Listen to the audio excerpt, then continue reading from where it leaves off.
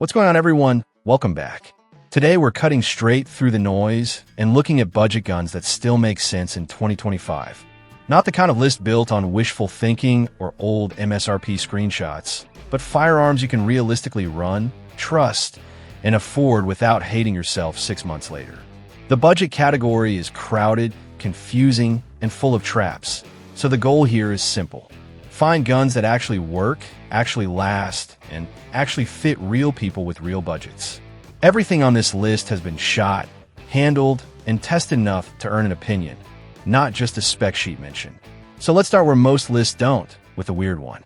Kel-Tec SUB-2000 is not a gun you buy because it feels good in the hand or impresses people at the range. It's a gun you buy because it solves a problem almost nothing else can at its price point. This is a utilitarian 16-inch blowback-operated 9mm carbine built around one defining feature. It folds completely in half at the receiver, reducing its overall length to roughly 16 inches when stowed while stretching out to about 30 inches when deployed. That single design choice changes how the gun fits into real life. It drops easily into backpacks, vehicle compartments, or discrete storage spaces where traditional rifles simply do not belong. Weighing just over 4 pounds unloaded, it stays light enough to carry all day without fatigue. Yet once unfolded, it still behaves like a proper carbine with manageable recoil, predictable impulse, and decent practical accuracy inside typical PCC distances. The SUB-2000 runs a simple, straight blowback system that favors durability and low maintenance over refinement, and it feeds from widely available Glock pattern magazines, which is a major advantage for logistics, cost, and cross-compatibility with pistols many shooters already own. Capacity options range from standard 17-round mags to extended magazines without changing the gun itself.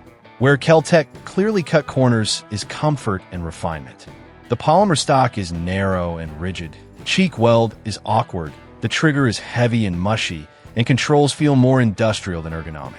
Optics mounting requires either aftermarket solutions or rotating mounts because of the folding design, and rapid fire can feel harsher than delayed blowback competitors. But none of that is accidental. This rifle is built to be simple, compact, and affordable above all else.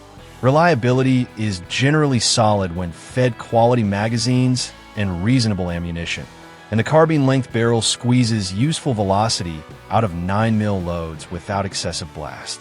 Current street prices usually sit in the low 400s depending on generation and configuration, which keeps it firmly in budget territory where true folding carbines are almost non-existent. The SUB-2000 isn't trying to be refined, modular, or pretty.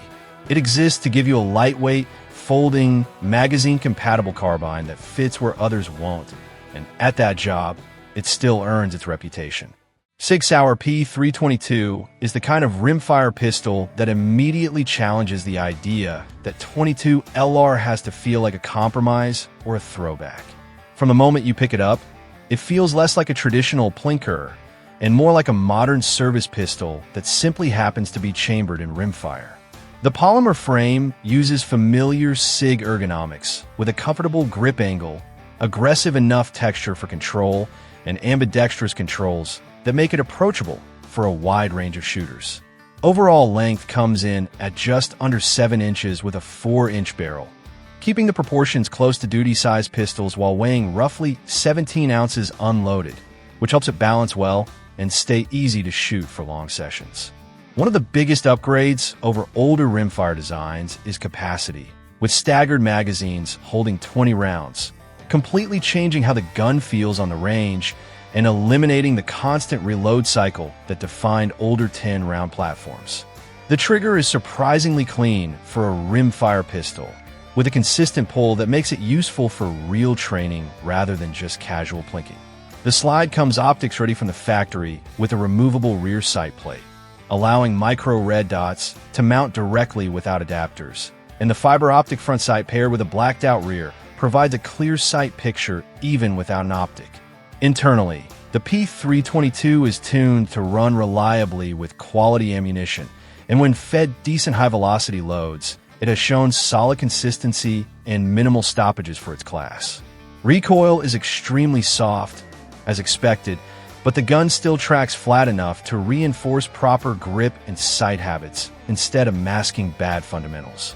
Accuracy is more than adequate for training, steel, and general range work, easily keeping tight groups at typical pistol distances. Downsides do exist, including magazines that can be slightly finicky to load and a rimfire ignition system that will never match centerfire durability. But those are trade-offs inherent to the caliber rather than the design.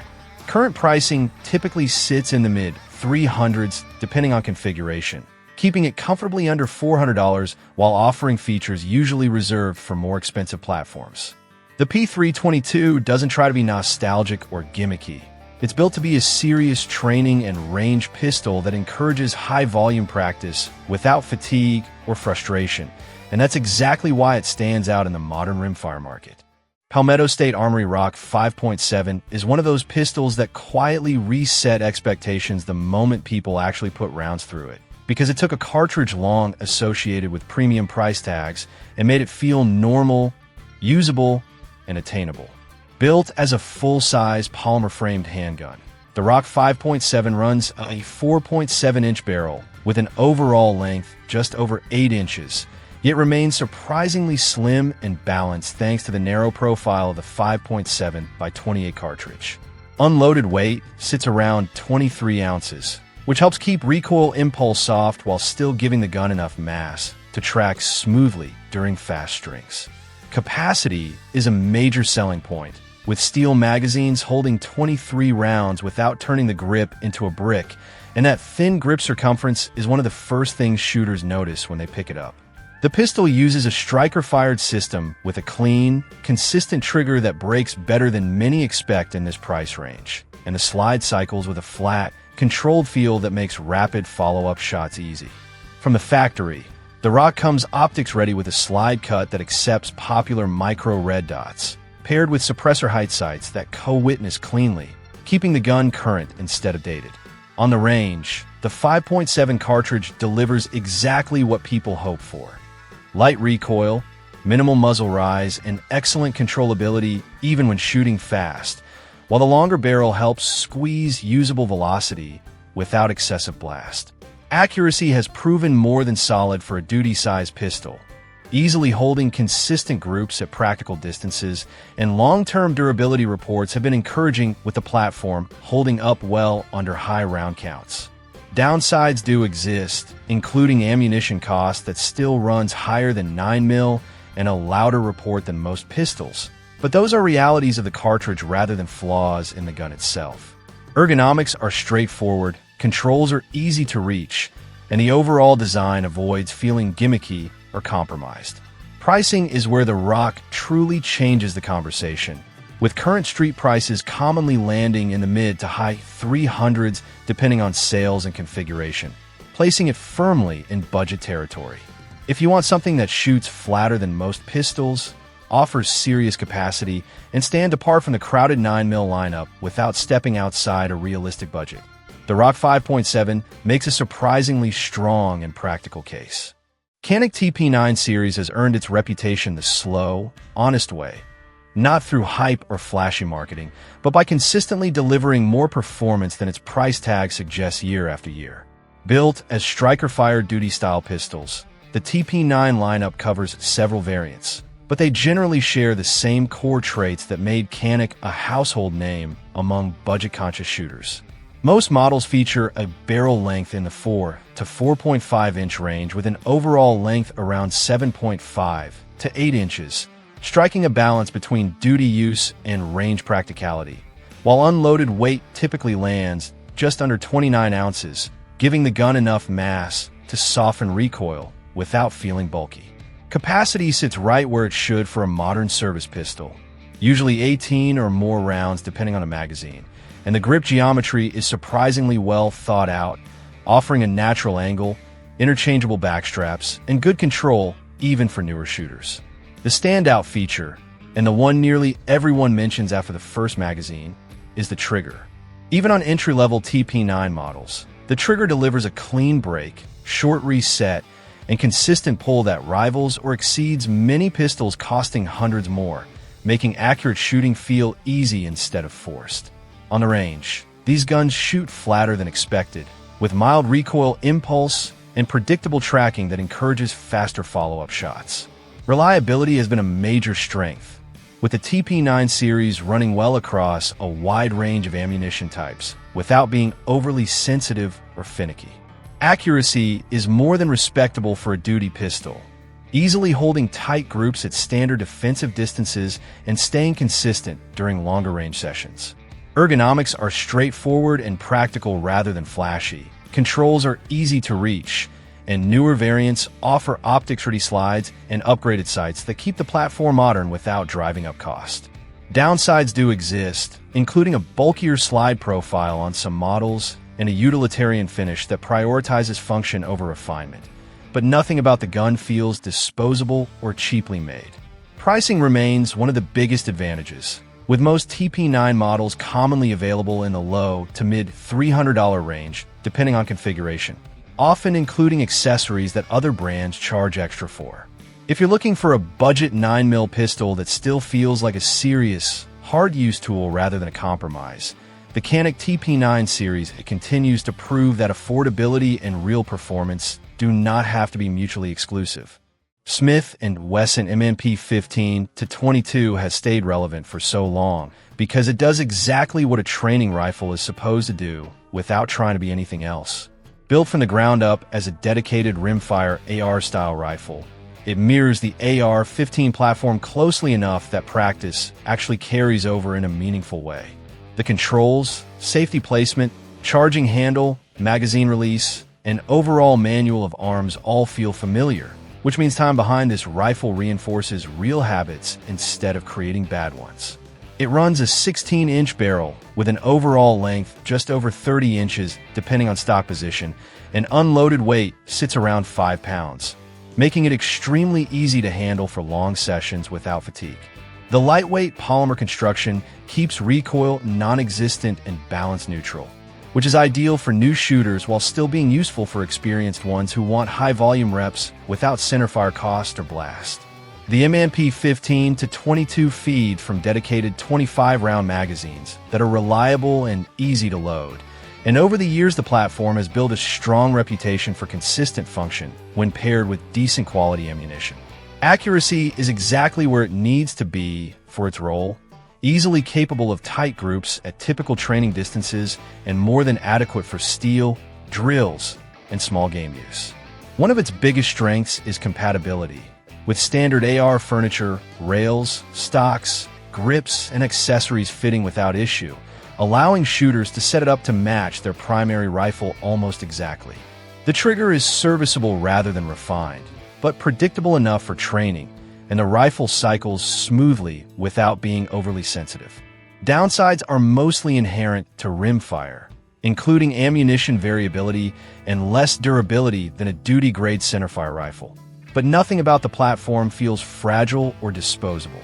Over time, the 15-22 has proven to be durable enough for heavy use, surviving thousands of rounds with minimal maintenance.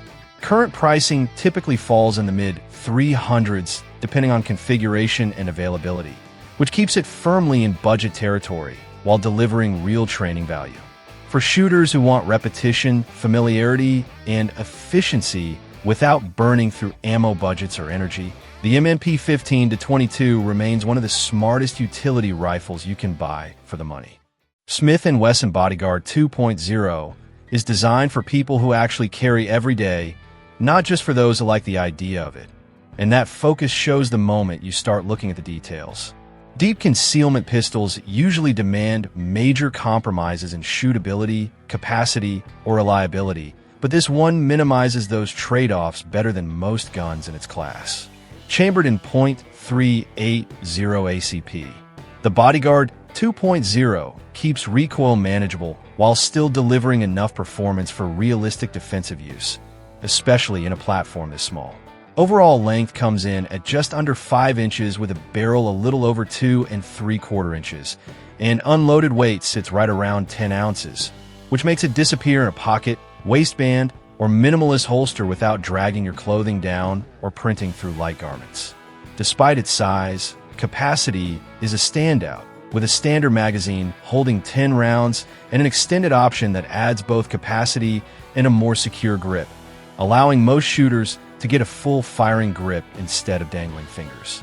That grip geometry is one of the biggest improvements over older pocket pistols, offering better control and recoil management than you would expect from something this compact. Smith & Wesson also addressed one of the most common complaints in this category by giving the Bodyguard 2.0 reel sights instead of tiny nubs, making the gun far more usable under stress and in low light. The trigger is another area where it quietly outperforms expectations, with a smoother pull and cleaner break than many legacy pocket guns that felt long, heavy, and imprecise. On the range, recoil is present but not punishing, and the pistol stays controllable enough to allow meaningful practice instead of just occasional familiarization. Reliability has been solid with quality defensive ammunition, and the simple internal design favors consistency over gimmicks. Ergonomics are clearly tuned for concealment rather than comfort, but nothing feels sharp or awkward during carry, which matters when the gun is on you all day. Downsides are mostly inherent to the size, including a short sight radius and limited terminal performance compared to larger calibers. But those are expected trade-offs in true deep concealment guns. Current pricing typically falls in the mid-$300 range, keeping it accessible while still delivering modern features and thoughtful design. The Bodyguard 2.0 succeeds because it prioritizes real-world carry above everything else. And for people who want a pistol they will actually keep on them from morning to night, it makes a very practical and convincing case. Glock 43X succeeds because it finds a balance point that a lot of slim carry pistols miss, landing squarely between tiny micro guns and thicker compact duty pistols without leaning too far in either direction.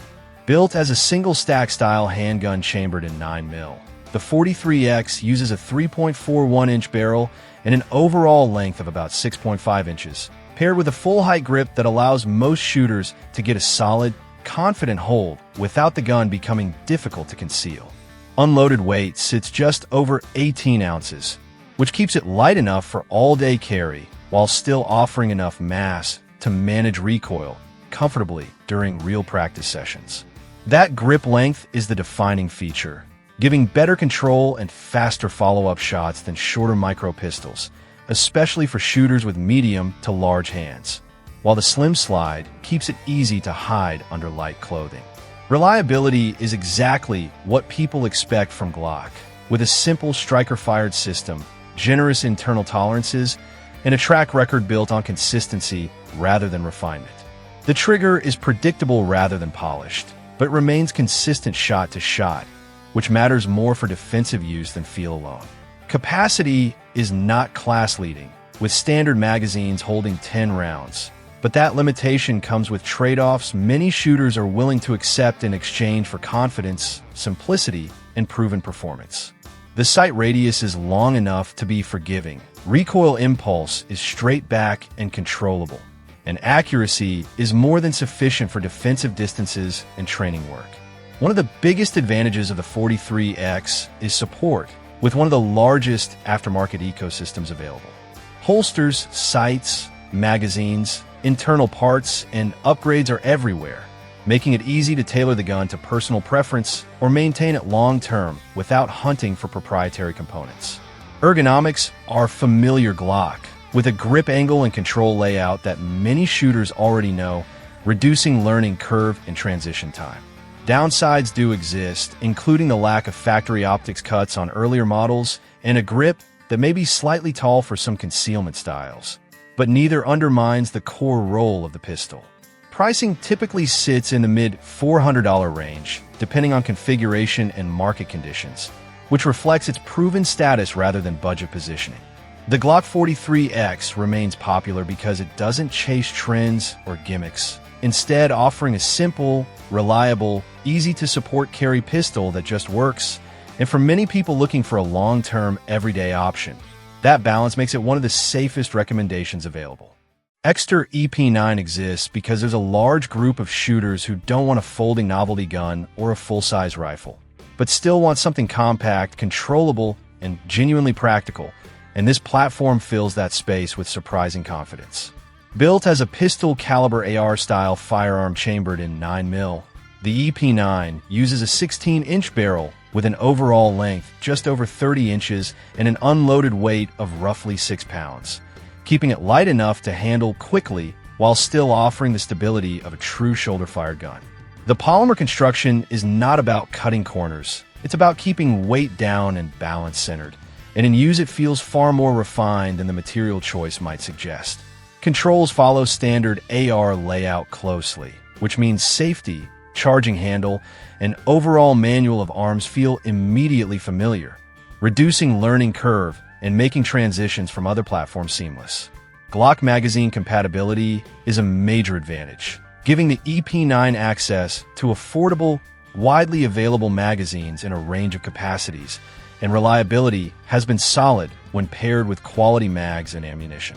The straight blowback system delivers soft, predictable recoil for a 9mm carbine, and a longer barrel helps smooth out the impulse while extracting useful velocity without excessive blast.